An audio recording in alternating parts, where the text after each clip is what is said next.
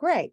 Fantastic. Well, as I said, welcome everybody to this introduction to diversity and inclusion and inclusive practices in theatre. We have an hour, so by the end of it, we will have solved all of the problems and every theatre space will be completely inclusive. So that's great. Obviously, being facetious there, an hour is not really enough to touch on most things. So what I'd quite like to do is do a little bit of kind of work around language and practice and things like that, and then open up the floor to questions, because I imagine that all of your workplaces are different, or your work environments are quite different and have very different needs depending on um, the size of your company, whether or not you're working in an organization or whether you're working freelance, and the various inclusive practices that you're looking to kind of highlight.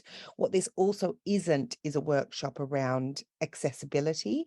So we will talk about inclusive practice around disability, but we won't, there are some different workshops around kind of making your work accessible. So I think that is enough to start off with. Cool. So I'm going to start with some language stuff and some definitions. So what would be great if you could just take a moment to jot down for yourself what you think the definition, the difference is between the definitions of equity and diversity. So if you have a pen, or you can just think about it in your mind, but what do you think the difference is in the definition between equity and diversity?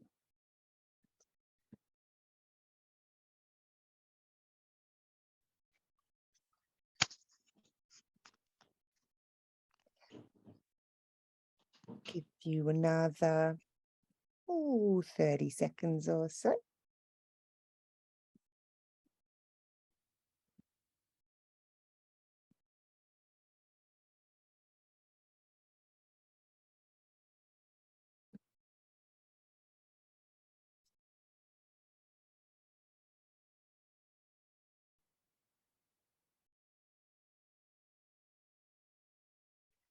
Okay, fab. Would anyone like to either pop in the chat or share their what they have come up with about the differences between equity and diversity?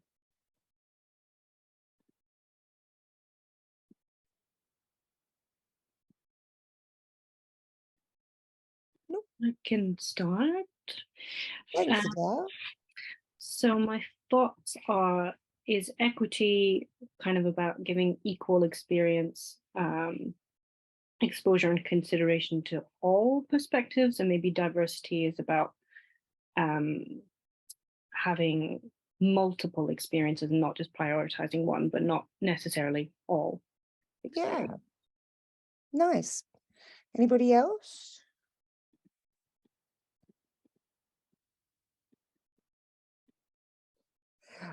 That's all right. We'll look at, firstly, we'll look at the Arts Council's definition. So the Arts Council England's definition of diversity is that encompasses race, ethnicity, faith, disability, age, gender, sexual orientation, pregnancy and maternity, and marriage and civil partnerships. They also include class and economic disadvantage and social and institutional barriers that prevent people from participating in and enjoying the arts. So diversity is about recognizing, respecting, and valuing people's differences to contribute and realize their full potential by promoting an inclusive culture for all. I'll read that again. Diversity is about recognizing, respecting, and valuing people's differences to contribute and realize their full potential by promoting an inclusive culture for all. So exactly as Adele said, diversity is about the differences. and celebrating and recognizing and acknowledging the differences. Equity is ensuring that individuals or groups of individuals are not treated differently or less favorably because of a characteristic that they share. But it doesn't mean that treating everybody the same. It means making sure that no one is disadvantaged from participating in art and culture because of barriers that disproportionately affect people who share the same characteristics as them. So equity is ensuring individuals or groups of individuals are not treated differently or less favorably because of a characteristic that they share. However, this does not mean treating everybody the same. It means making sure that no one is disadvantaged from participating in art and culture because of barriers that disproportionately affect people who share the same characteristics as them. So diversity is about the differences and acknowledging them, and equity is about making sure that nobody is disadvantaged by being a member of any uh, group of protected characteristics. Really, does that make sense? Any questions on those definitions? Okay, great.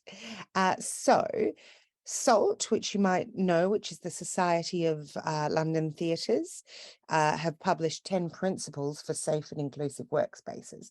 I think it's worth saying at this point that the Arts Council, that SALT, that any of the, there's a Arts Professional is a website that has quite a lot of good resources. Um, there's Diversity and Inclusion in Theatre, which is a great resource as well, and I will put all of these in the chat at the end. But none of these resources are without flaws, and none of these resources are above interrogation. They are just good starting points. So the 10 principles that SALT have come up with that I think it's worth reading, but also worth perhaps, if you're up for it, having a discussion about, are. So one, everybody is responsible for creating and maintaining an inclusive workplace that is positive and supportive. Two, we recognize that harassment or discriminatory language or behavior may be unlawful under the Equality Act 2010. We will explicitly address and seek to prevent racism and all other forms of discrimination and bias, their manifestations and effects. Those of us who are employers accept our responsibilities under the Equality Act and the Health and Safety at Work Act. We do not tolerate bullying, harassment, or discrimination on any grounds, and will ensure that processes are in place for the reporting and investigation of these serious issues. We recognise that bullying, harassment, and discrimination can have significant adverse impacts on the productivity, long-term physical and mental health, and well-being of people, of affected people, and we will work to eradicate it. This will mean providing adequate protection for complainants and victims, and where bullying, harassment, or discrimination is found to have occurred, taking appropriate action against the perpetrators. We value inclusivity, appreciate difference, encourage self-education, and consider people equal without prejudice or favour. We build relationships based on mutual respect. We will all work to give and receive feedback in a constructive way, which we know will improve creativity and productivity. We understand that reporting bullying, harassment, or discrimination can be intimidating. If anybody comes forward to report any of this behaviour, we will endeavour to make the process of reporting clear and straightforward, investigate objectively, and respect confidentiality where possible. We will respect each other's dignity and differences, regardless of the seniority of our work in an organisation. As we continually work to better understand, develop, and deliver this work, those of us who are employers commit to paying professionals with lived experience and/or specialist knowledge in these areas to advise us. So those are the 10 SALT principles for safe and inclusive workspaces. Now, I find them, what do I want to say? There's a lot of lovely rhetoric and a lot of things that I think everyone would agree with, but not a lot of action and not a lot of planning. And it's very much from an organizational perspective. So things like, who do freelancers report to? And how do we embed inclusive practice in freelance work isn't really in there at all. It's great to say we do not tolerate bullying, harassment, and discrimination, but what are the processes for that? They can be incredibly opaque in both organizations and uh, in the capacity for freelance. And I think it's a little bit light touch and doesn't really delve into it. And my assumption would be that if you're here, you've probably thought about diversity and inclusion and equity, and have much kind of more embedded thoughts than what Salt have come up with. But I think it's worthwhile at the beginning of these things touching on um, where the industry is at and how much farther we have to go, or further we have to go, if you like. Yeah. So, where's my inclusive recruitment guide? Okay. So, no, excuse me for a moment. At this point, does anybody have any thoughts or yeah, from Rita, my very first thought was, one, who's everybody when it comes to bosses versus actors and contractors? It does deal with a different status of employers, but I agree that it is gentle on the details. Yeah, nice. Thank you. So who is everybody when it comes to bosses versus actors, employers? So do you mean by that, Rita, that it's sort of skews towards providing support or help for people who are more um, who are employed in an organization and less so for freelancers? Is that kind of what you're getting at there? Perhaps. Maybe it'll come in. The very first point is everybody is responsible for creating an inclusive environment. Yeah, absolutely. So I mean, I didn't write these, so I think that, yeah, it's hard not to agree with it, but the responsibilities are different. I think that's an incredibly astute observation, that there is power in that. There is power imbalances, and uh, inclusive practice starts at the top. So if you're in an organization, if you don't have an inclusive board or trust, then it's not going to trickle down. That there are greater, I would agree with you, that there are absolutely greater responsibilities for those with more power and influence. Yeah, I think that's, if I'm interpreting what you've said, I think that that's kind of what you're getting at. Cool. So I'm going to pop in the chat this really great resource from Jerwood Arts, which is called the Socioeconomic Diversity and Inclusion in the Arts Toolkit for Employers. But I actually do think that there's a lot that can be extrapolated into freelancers or those making work. I think that's really useful.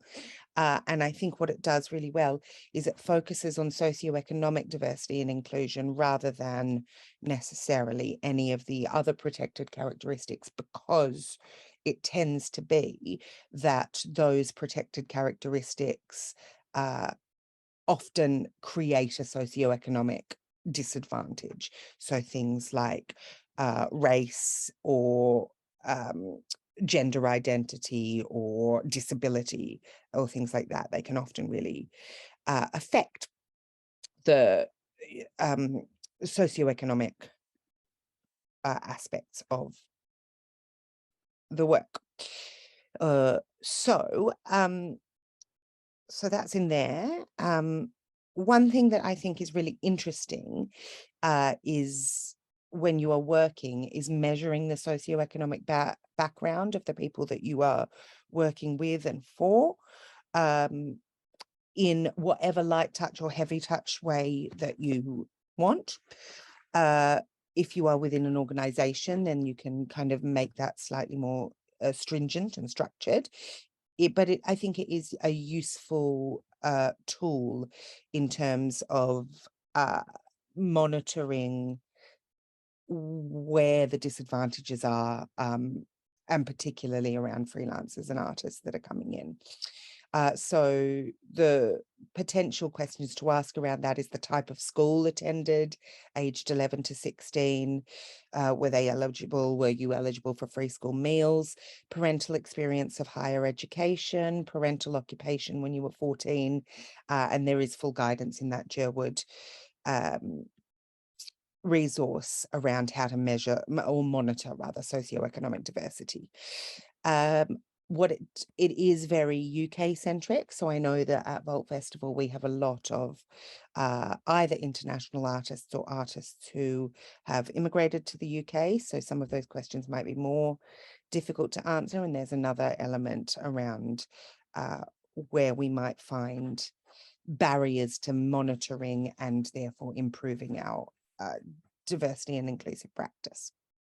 I think the other thing that I really like from the Jerwood report is around creating conversations about taste, talent, and merit. So language really matters, especially since many terms in common use around issues of diversity can be loaded with a lot of value judgments. So, for example, we are currently recruiting for the board at Vault Festival and Vault Creative Arts, and our board currently is all white. And so this recruitment push is specifically around diversifying the board in terms of race. That's race and disability are the two things that we're focusing on in this recruitment drive. And one of my co-workers said, yes, but it's very important that they're also good. Like that's what matters the most. And that although perhaps not meant with malice, there is an overriding assumption, perhaps subconsciously, that global majority can't equate to good, like it's one or the other. And if someone from the global majority is in a position, it may be because of their race rather than because of their ability. So those kind of underlying biases and assumptions exist in all workplaces, even the ones that strive to be the most diverse and inclusive.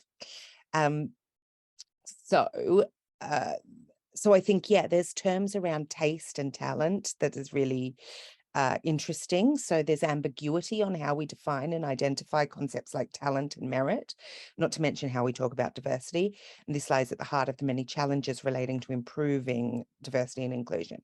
For example, when we talk about needing to be passionate to work in the arts, how do we evidence that passion? Is it synonymous with having enjoyed Shakespeare's plays since an early age, or having spent the long summer holidays taking a prestigious but unpaid internship? Um, yeah, absolutely. Passionate is working for free. Yeah. Um, where or is it the ability to contribute new ideas to the creative process or engage fully in how art can reflect and affect people and society? And also how artistic talent, taste, and merit are defined, discussed, and rewarded in either in your organization or in your environment. So, how do these link to recruitment, artistic programming, individual performances?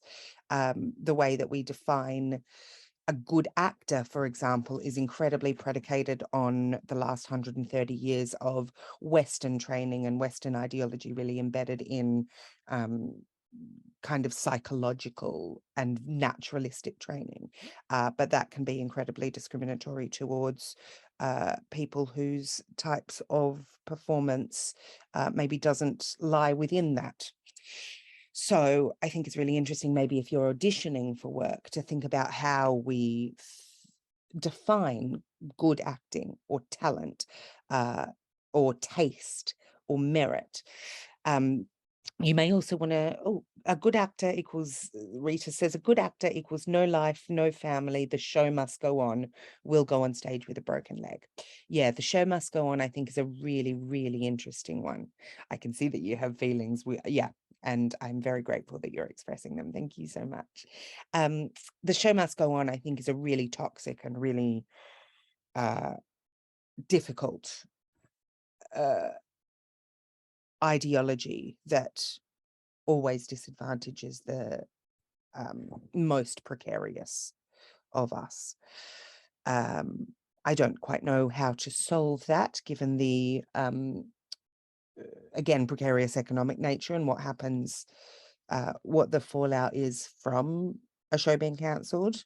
I think we're seeing a little bit of a shift, but nowhere near enough. Yeah, so you may also want to, so where do we get to? How do you link these recruitment, artistic programming? How do you link these to recruitment, artistic programming and individual performances? You might also want to trigger conversations about these issues in relation to power and inclusion across the organization. So I think that really came back to what you said initially, Rita, about it is everybody's responsibility, but the people with more power absolutely should be having more responsibility, and that doesn't seem to be acknowledged in those 10 SALT principles. Are there any power structures at play that mean some people might be present but have a limited voice and a role in decision making? You can talk about the power of language and the words that you use around the work you're making and the art and culture that you are valuing. These are difficult conversations to have, but they can be transformational, especially if the whole company/organization is willing to contribute. Conversations can be facilitated at public events, internally at meetings, online in blogs and webinars. They should be approached sensitively, taking into account the needs of all participants and be focused on practical responses. So I think one of the things that you can do as a freelancer is constantly be interrogating the language that you use, both around the changing nature of language around protected characteristic, but also the language around value and passion and good art and what is worthy of merit. Yeah. So the next ones are sort of more organizational based, but I imagine that you are here perhaps because you might have some specific questions around inclusive practice in maybe a piece of work that you're doing, maybe what you're bringing to Vault Festival, maybe something else entirely. And it would be really great to get some of those questions because I feel like they might open up discussion and intersect with some of the stuff that I might be talking about. So if anybody does have any specific questions, maybe around inclusive recruitment practice, maybe around language, maybe around audience, anything like that, or maybe around yourselves in your own practice and how to deal with organizations and protect yourself or anything like that. Does anyone have any questions or comments or thoughts around any of those things? Can either unmute or you can pop it in the chat. Rita will have one in a sec if anyone else is around. I feel like it might just be you, Rita. I I could think be. Rosa's put her hand up. Oh, Yeah, Rosa's hi. put her hand up. Oh, hi, there's a hand. Hi, Sorry, Rosa. I'm gonna speak from the void because I'm I a would bit sick love that. today, Thank so you I'm so like, much.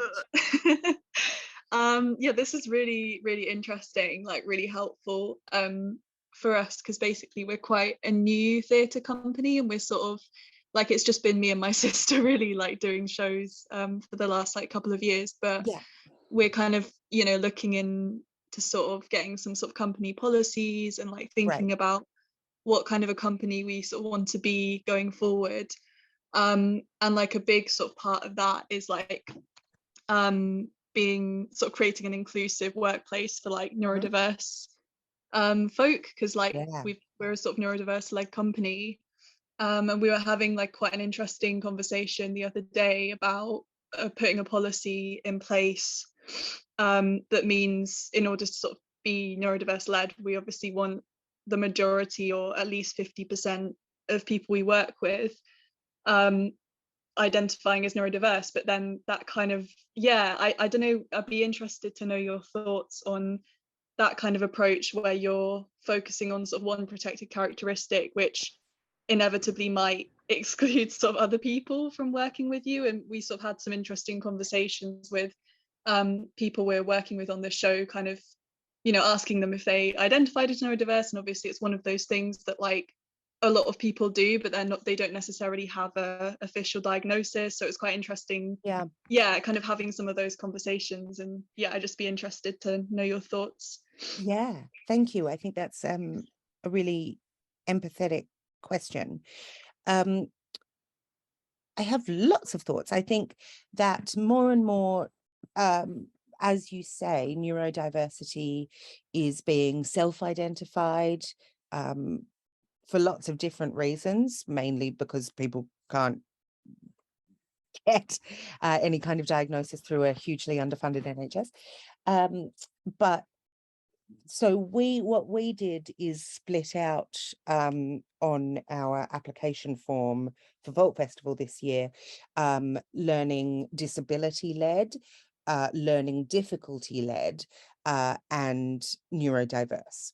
So anyone can self-identify as any of those things. It doesn't have to be a specific diagnosis, but it also helps differentiate perhaps somewhere for someone who might have, like Jess Tom, for example, quite a severe and extreme case of Tourette's as a learning disability versus a learning difficulty, which might be dyslexia or something like that, versus a neurodiversity maybe sitting on the autism spectrum.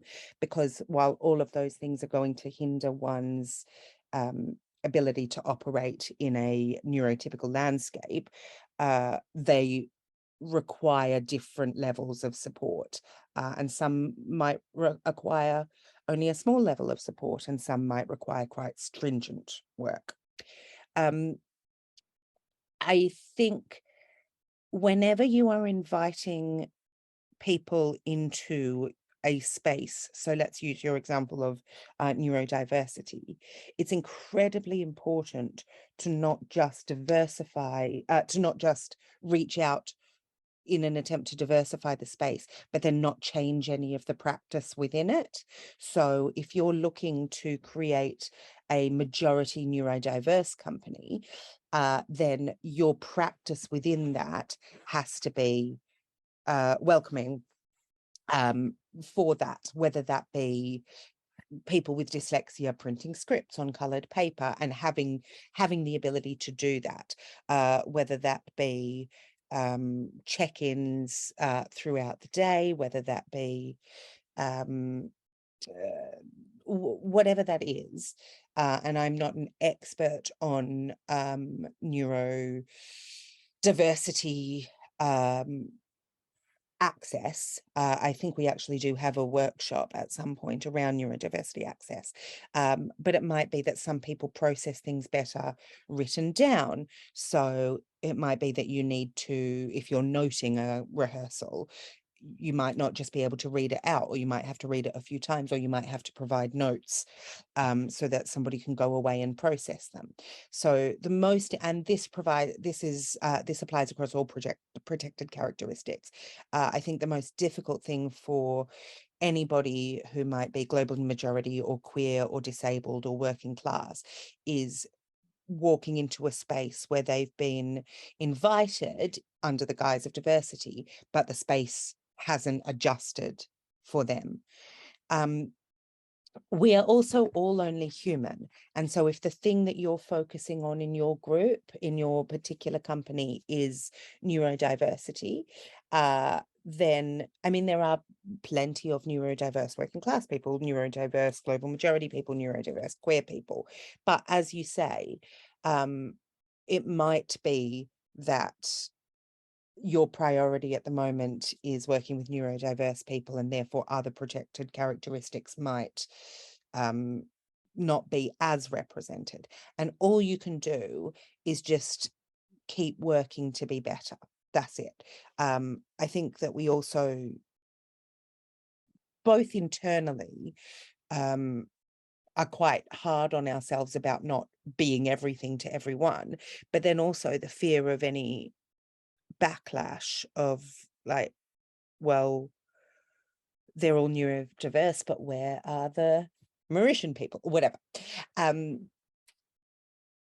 That can really stifle work. And I think one of my favorite expressions is don't let perfect be the enemy of good.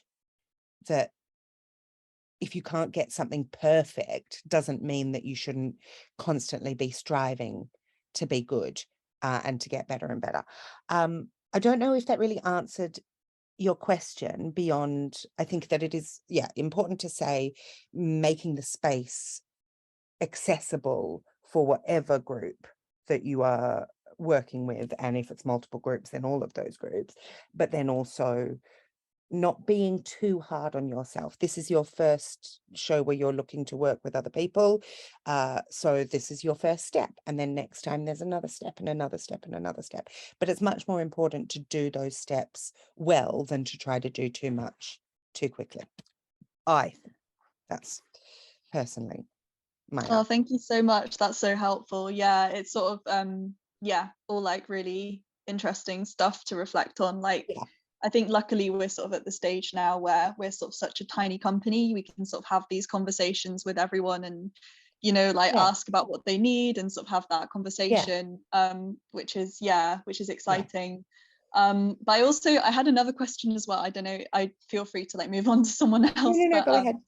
just to stew on is in terms of like, because we're thinking of sort of doing a sort of open recruitment process, but then I don't know, in terms of sort of best practice, whether sort of being like, okay, we're looking to recruit, say, like a stage manager who is like identifies as global majority or neurodiverse or queer or whatever, like, Yep. is that kind of considered good practice? Because I feel like in a way that sometimes is like the only way to like diversify, like to sort of protect that space in some ways, like just in quite a sort of frank way. Because I absolutely. know with monitoring, I'm always like, oh, like, you know, you're sort of collecting the information, but then if you're not actually doing anything to like create those spaces, then I don't know. It is completely fine to reach out to, we are specifically looking for a global majority stage manager or a queer stage manager.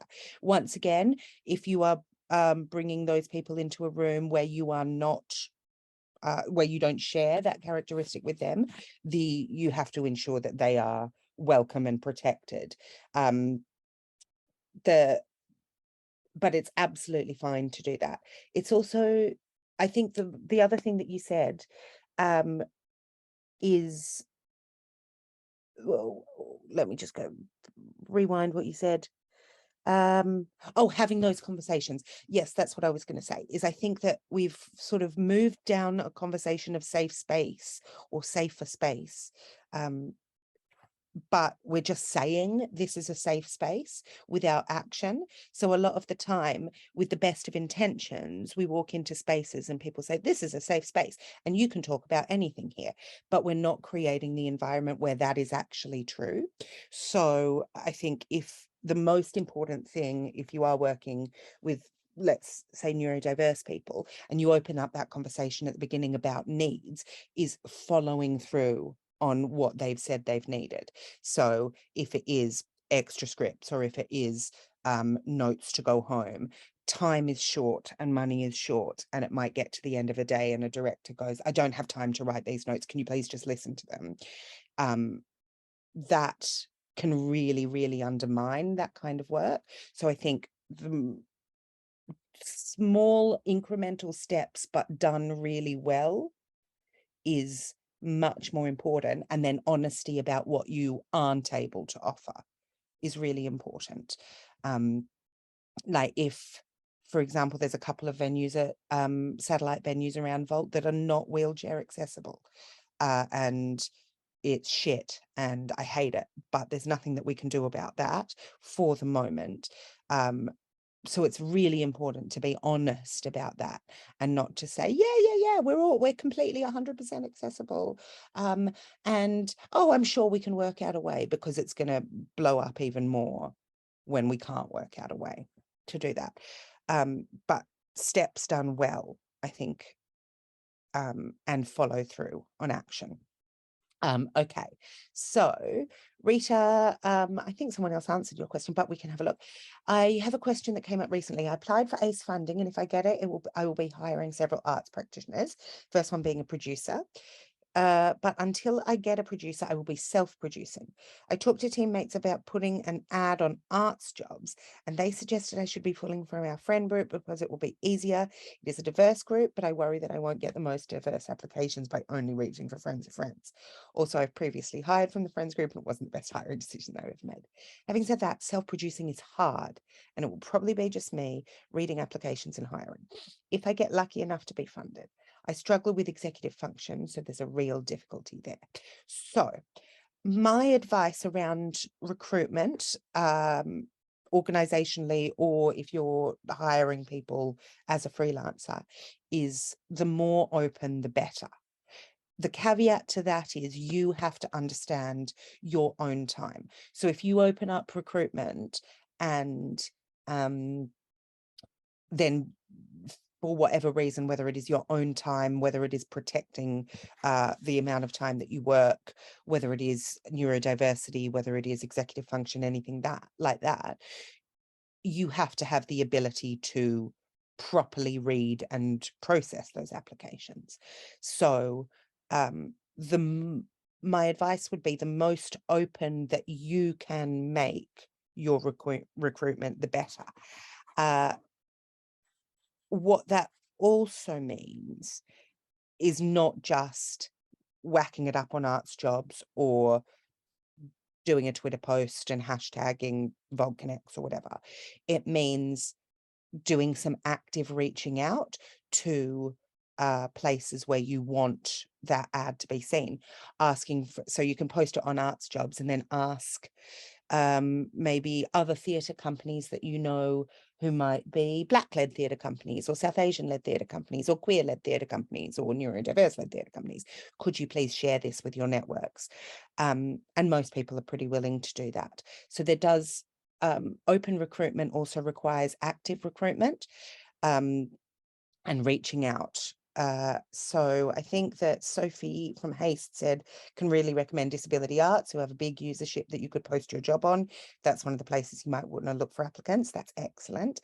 Thank you so much, Sophie. Yeah. So my advice in that scenario would not just be friends of friends. The way that a lack of diversity and inclusion in our industry is perpetuated is exactly that, is that we run out of time and we run out of resources and we all work beyond capacity. And so we go, oh my God, that's like the time that it will take to do this is too much that I don't have. And therefore I will take an easier route with someone who I know that will be good. But then we remain insular, we don't open up our networks. And it's completely understandable. And there will be times when you will absolutely have to do that. Again, don't let perfect be the enemy of good. But within your ability and capacity, the more open you can be and the more direct outreach you can do, the better.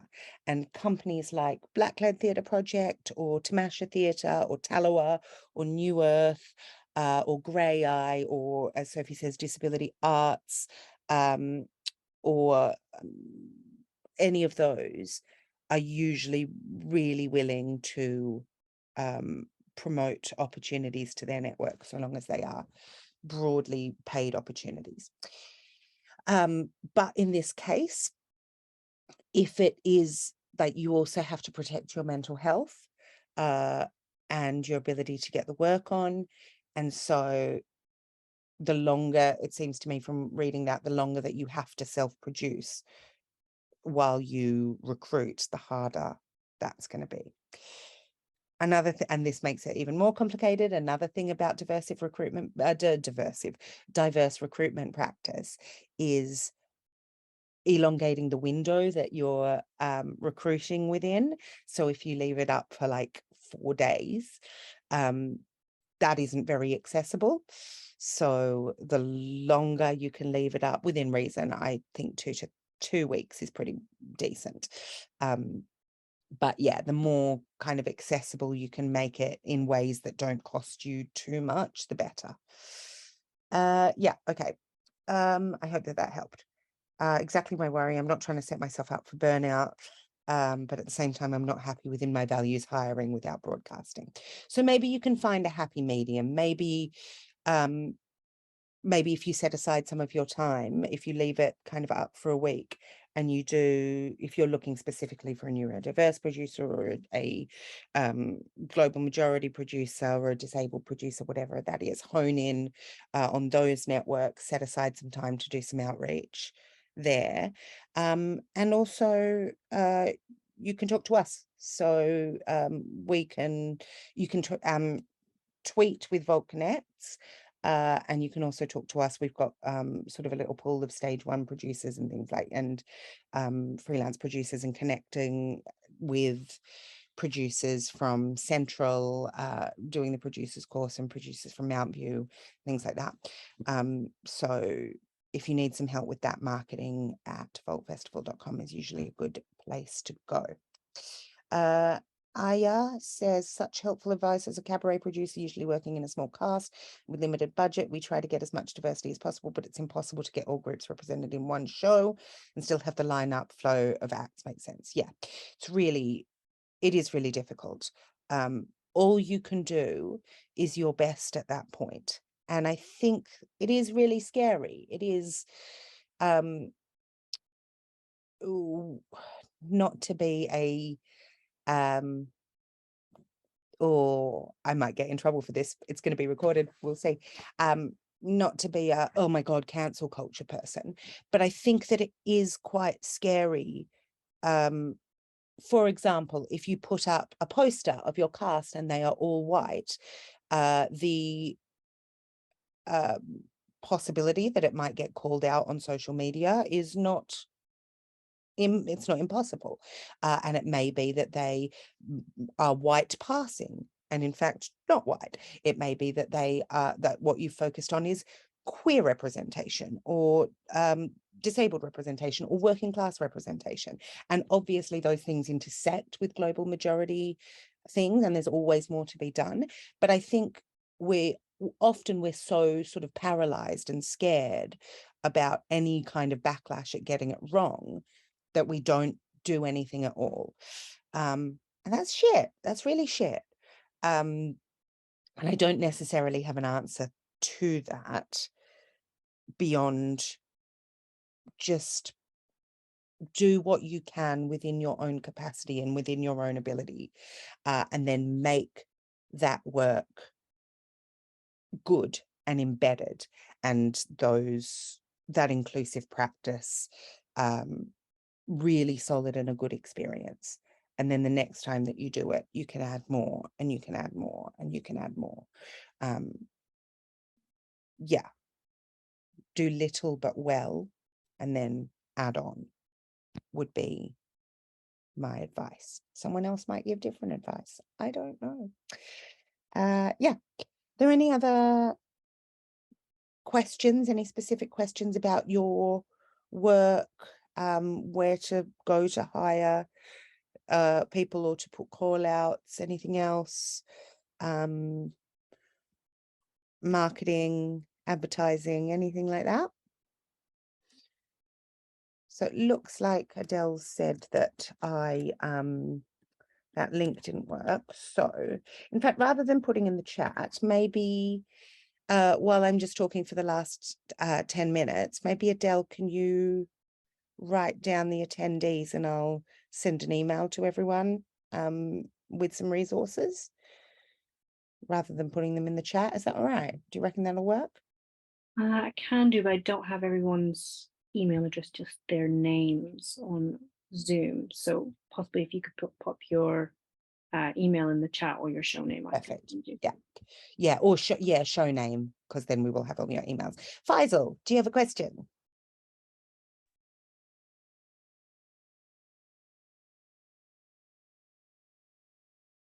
You have your hand up, but maybe not.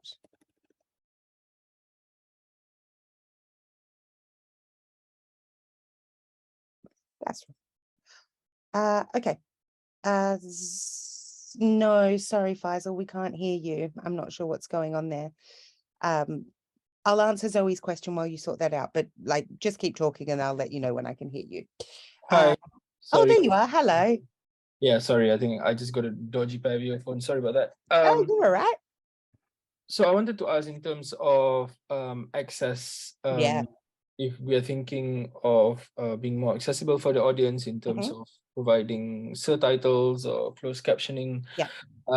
But if we don't have the resources to do it for this run at the vault, Yeah. what would your advice be on that, if you have any actually? So we do, Adele, we do have an accessibility workshop at some point, don't we? We do. We're just finalizing the details because we've had to Great. go through some slides. Um, Yeah, we will. so if you are able, attend that, and that will be able to answer a lot better. It will also be recorded, so you can watch it back if you're not able to attend it live. But my second thing would be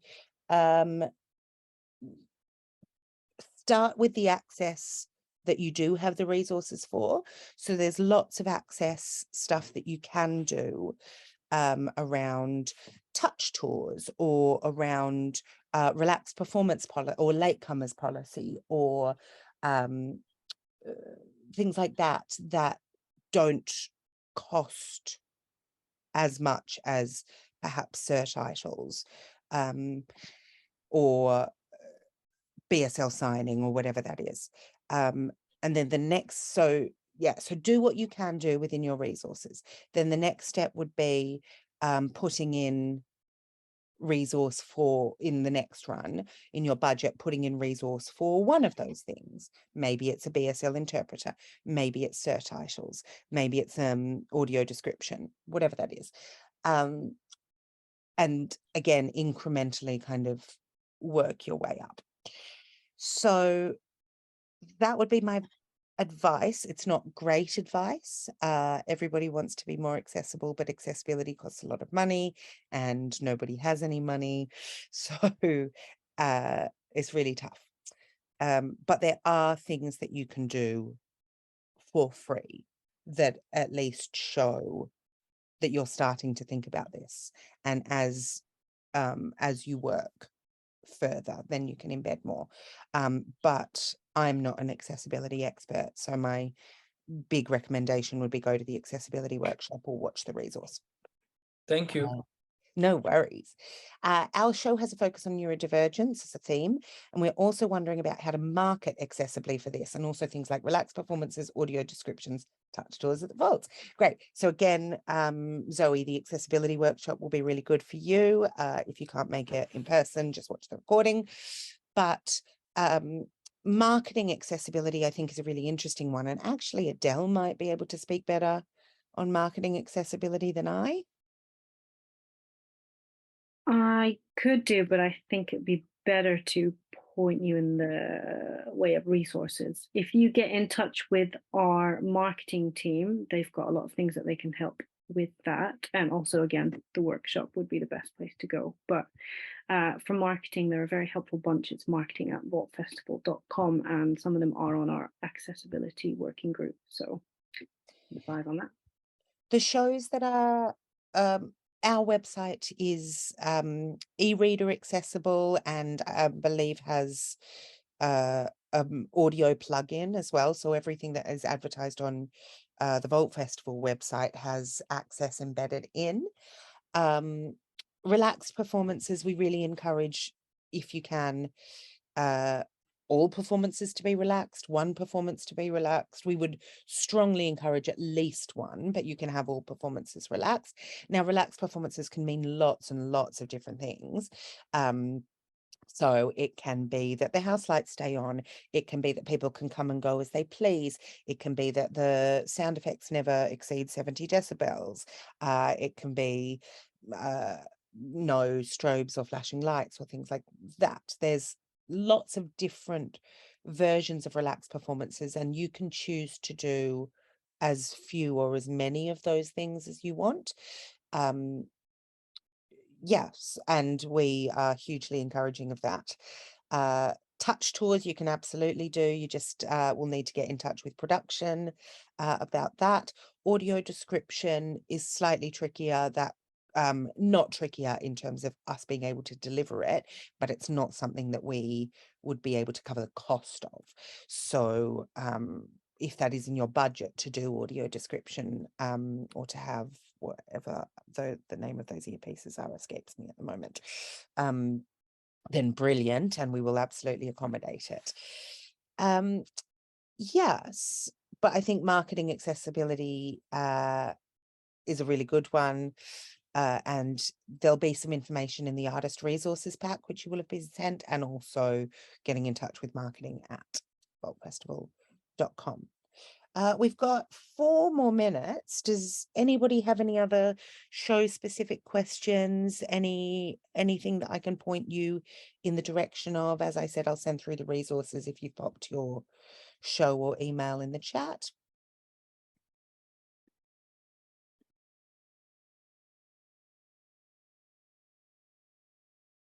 Okay.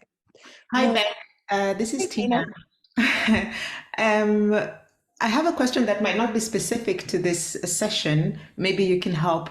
I was wondering, the Vault Festival logo, the green, beautiful one, do we have access to that so we can, after the shows are announced, we can put it on our signatures and stuff?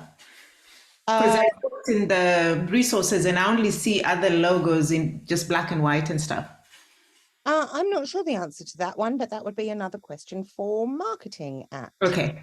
Yeah, I'm pretty sure it's just the black ones we have available at the moment. But yeah, if you email directly, they might be able to help you with that. Okay, thank you, guys. Oh, no, that's absolutely fine. That's marketing at vaultfestival.com.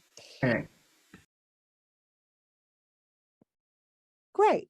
There are also like super easy things that you can do around accessibility and inclusion and making things a little bit easier for people. So for example, in meetings, you can put your pronoun in your signature if that's something that you feel comfortable with, to create a more inclusive environment for trans or non-binary identifying people, or gender fluid people. Something that I do around accessibility of work practice, because I often work quite odd hours.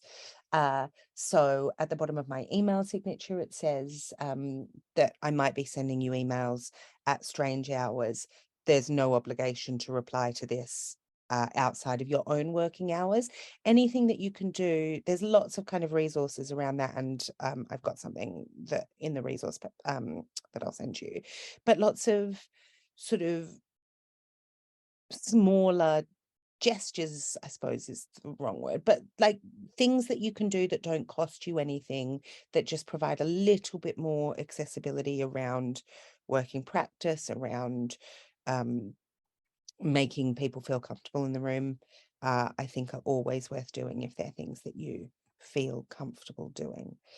As I said, I will send through the email. This session was recorded. I'm going to stop recording now, unless there's any other questions. Last chance.